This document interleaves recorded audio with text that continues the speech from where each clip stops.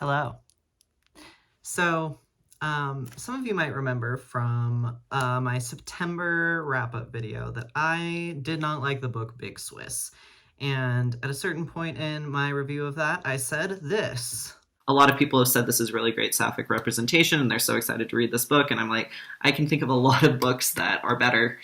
You know, I don't have a big platform, I don't know if you've noticed, but I did get someone asking me on Instagram this question, which is basically just, well, if it's not good, what should we read? What is good representation? And I have been thinking about that question for the last week and a half. Um, so obviously, I do believe that, like, when you're talking about historically marginalized voices and experiences, anything that adds to the pool of what we already have is good. Like, we should have a lot of different stories. We should have a lot of different perspectives. It should be diverse, and the more the better. So I'm not mad that Big Swiss has sapphic content. I think that's good, and that's something that drew me to it in the first place.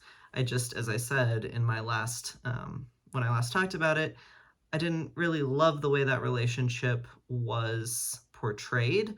And I know that the point of it was not that it was like a healthy or a good relationship. The point of it was that it was not that, and it was manipulative.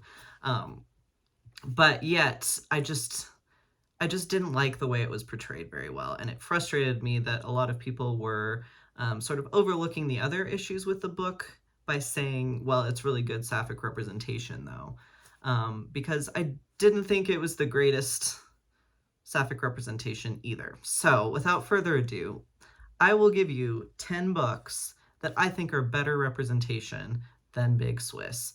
And again, this is my opinion. Your mileage may vary on any and all of these, and maybe some of them you really hate and think Big Swiss is way better.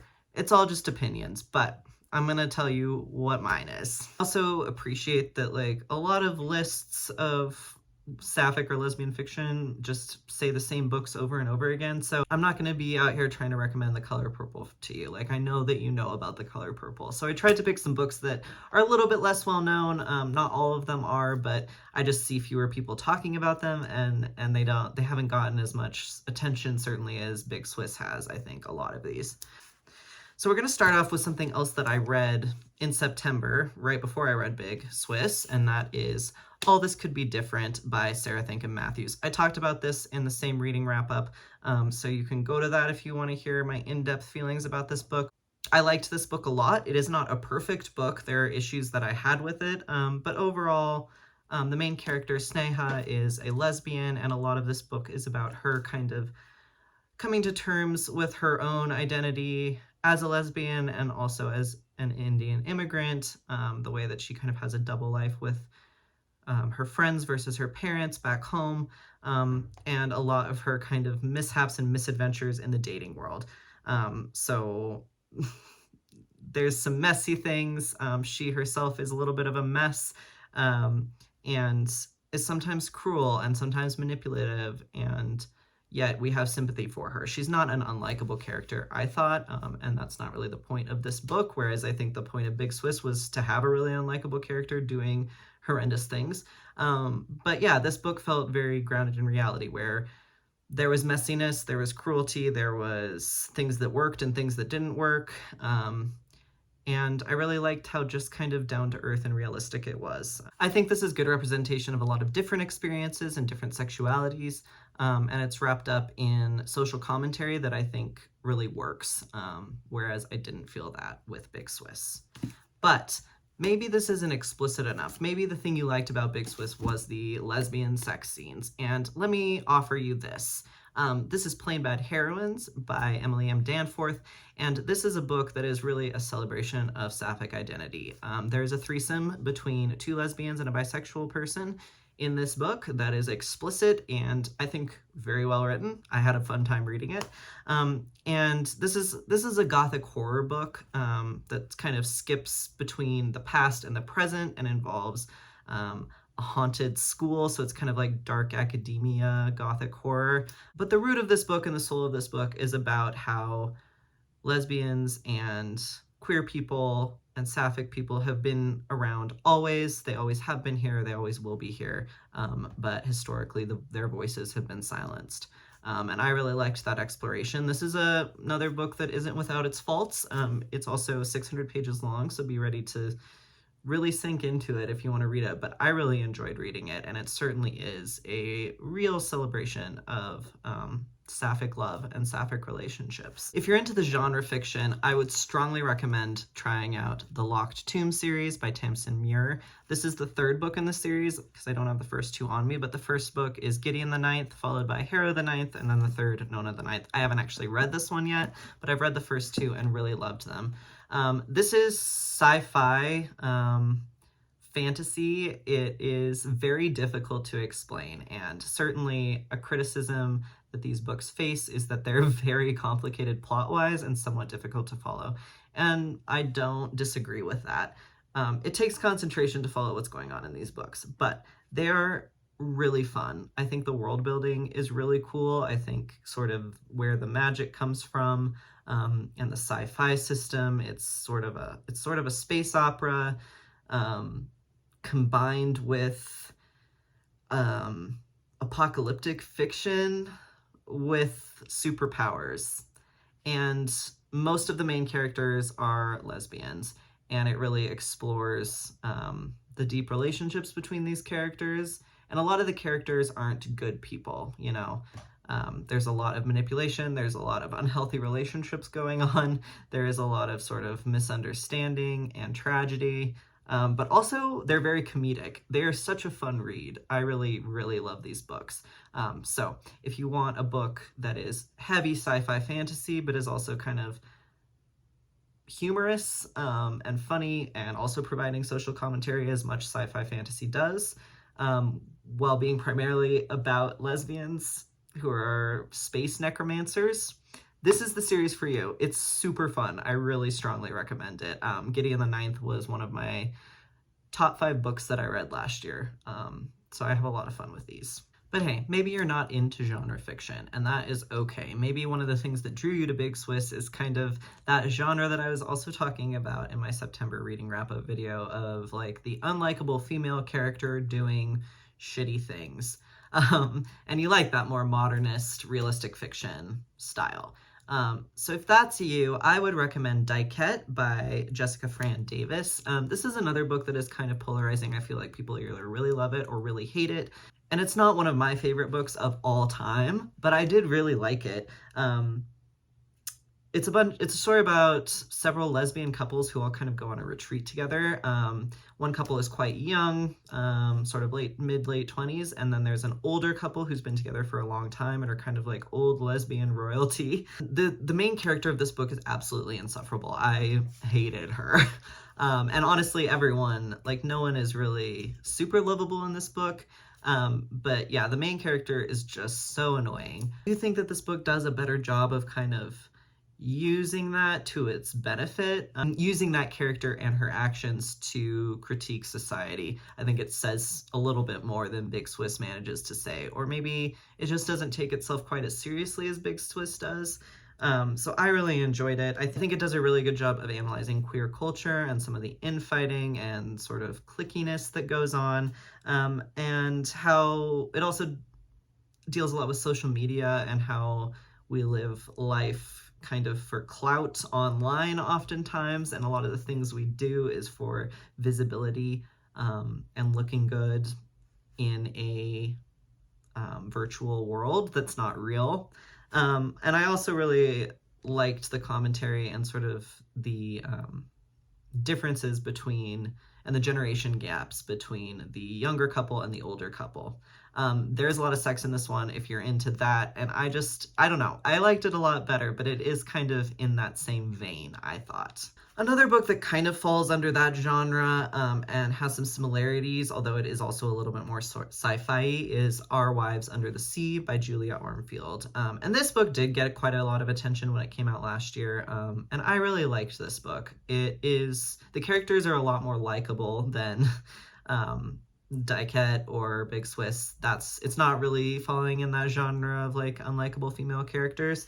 And it's a very strange, creepy, unsettling book. It follows Miri and Leah, and Leah is a researcher of the ocean, and she goes on a deep sea expedition that lasts for several months, and a catastrophe happens while they are under the sea. And they are thought lost. Her wife, Miri, thinks that she's dead, and then she comes back. But Miri quickly realizes that Leah has changed. So you're kind of unraveling the mystery of what happened to Leah at the same time that you're seeing the aftermath from Miri's perspective. And at its core, it's a story about relationships and love and what you do for someone who you love. And I really liked it. It's not the most exciting book. It's not action-packed. It's very sort of cerebral and meditative in a lot of ways, while there's also some action happening as you learn what happens to these people under the sea. But I really loved it, and I think it did a really good job of putting a sapphic lesbian relationship at the center of the book and showing it fully, showing the struggles and the beauty, and really treating it as just like a fully human relationship. It didn't feel at all fetishized. It didn't feel at all forced. It was just really beautiful. So I really like that book, and I strongly, strongly recommend it if you're looking for a good sapphic read. And there's Nevada by Imogene Binney, and this is a book about a trans woman who, after her relationship with her girlfriend collapses and she loses her job, steals her ex's car and drives across America to Nevada. The book is both fun and deep. It's a fun ride. The characters are likable, even though they're making really stupid decisions and mistakes. And it's a very interesting look at being trans in America, being a trans woman. This book was actually written back in I think it was 2013, or maybe it was 2009. So it was written about a decade ago. And so it's interesting to read and see how much has changed culturally just in the last decade. This is a book about self-actualization and self-discovery and self-acceptance. And I think it's a really good sapphic book that centers a trans woman's perspective, which oftentimes is something that is not considered or not included in the sort of overarching umbrella of sapphic stories. So I really think it's worth a read. But maybe none of these books are highbrow enough for you. Maybe you are looking for great literature, capital G, capital L. Well, let me offer you Girl, Woman, Other by Bernardine Evaristo. This won the Booker Prize, I believe, in 2019 or 2020? 2019. And this is a book that is about a lot of different people. They're all Black British women, but it follows a huge cast of characters with different stories and then begins to interweave them, and you see how they all come together. So it's a really cool book to read. It's very interesting and unique in its form and the way it was written. But Bernardine Evaristo's writing is also very clear and very it's both lyrical and easy to read. It really is a pleasure to read. I love this book and strongly recommend it. And several of the characters in this book are sapphic, credible lesbian playwright character who I love, and she actually opens the book from her perspective. There's a non-binary representation, and there's a lot of just celebration of Blackness and queerness and sapphic relationships and sort of the multicultural British identity. So I found it really interesting to read. I learned a lot from reading it and also really enjoyed myself, and I think it's a great book. And if you're a person who doesn't tend to like Booker Prize winners or National Book Award winners or whatever, I would recommend checking this one out, because I think Booker Prize especially tends to be really dark and somewhat impenetrable books oftentimes, and this is not. I think this is a really, it's different and it's unique, but I think it really pulls you in and is just beautifully written. So if you are a person looking for just that hit of sapphic celebration, and you also really maybe enjoy stories that are about a lot of different characters and a lot of different voices, this is definitely one for you. But maybe that's too highbrow. So let's head back into the sci-fi fantasy territory for a minute, and let me recommend to you The Space Between Worlds by Micaiah Johnson. I think that this is a really, really good sci-fi book, and I'm honestly surprised that it hasn't gotten more attention and there aren't just more people reading it, because I think it's really well done. This is a sci-fi story where there are a bunch of parallel universes and certain people are able to travel between them. And so the people who are able to travel between them are very highly valued and are basically used by the government to do work for the government. But they all have parallel selves in all of these parallel universes, and many of them are killed in these parallel universes by their parallel selves or by other people. So it's a very dangerous job. And this center is one of the last known people who are able to do that traveling. And so I found it, parallel universes and sort of universe hopping is not a new science fiction concept, but I thought that this book was really unique and fresh in the way it was written and the way that concept was used. It's a first novel, but Micaiah Johnson's voice and just plotting the way that the book is written is really well done. It didn't fall into a lot of pitfalls that I think a lot of first novels do. There are some issues with it, pacing wise, and I think it is a very complex story that you have to follow, as most stories involving parallel universes are, but it's really good. If you're a sci-fi fan, you really should pick up this book if you haven't already.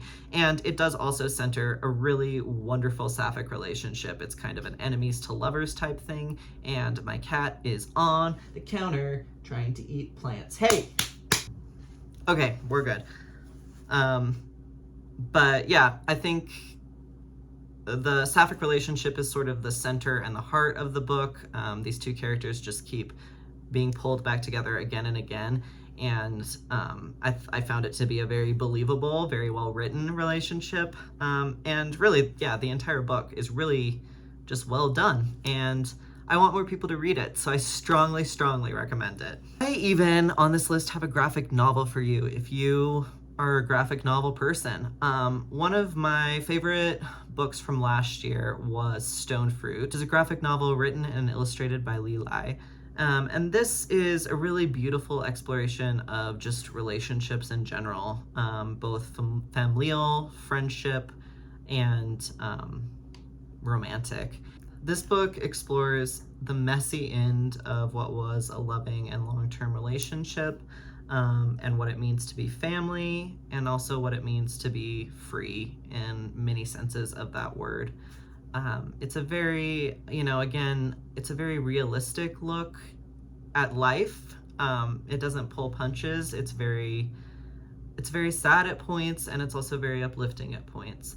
But I think, again, a lot of these books, I guess a theme with a lot of the books I'm talking about is the centering of a sapphic, lesbian, bisexual, whatever relationship in the center of the story, but not a book that's solely about that. I really like books about queer people where the entire point of the book isn't about them being queer or about them coming out or whatever those kind of common stories are. I really love books that are about queer people, but about humans more so, because that's what queer people are. We're all just humans who have human lives and experience a lot of other things, and queer identity is not like the only thing in our lives. And so I really love books that have that as a center and have it as a very respected, well-written, loving portrayal of that identity and those relationships, while not also entirely being about that,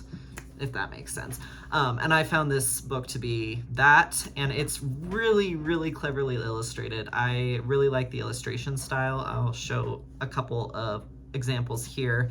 But there are these sequences in it when the main character and her partner are babysitting her niece, and they go out into the world, and things become sort of more of a game seen through the niece's eye, and they turn into these beautiful, free kind of monsters running through the woods, where the pressures and realities of society and the lives they're living just kind of melt away.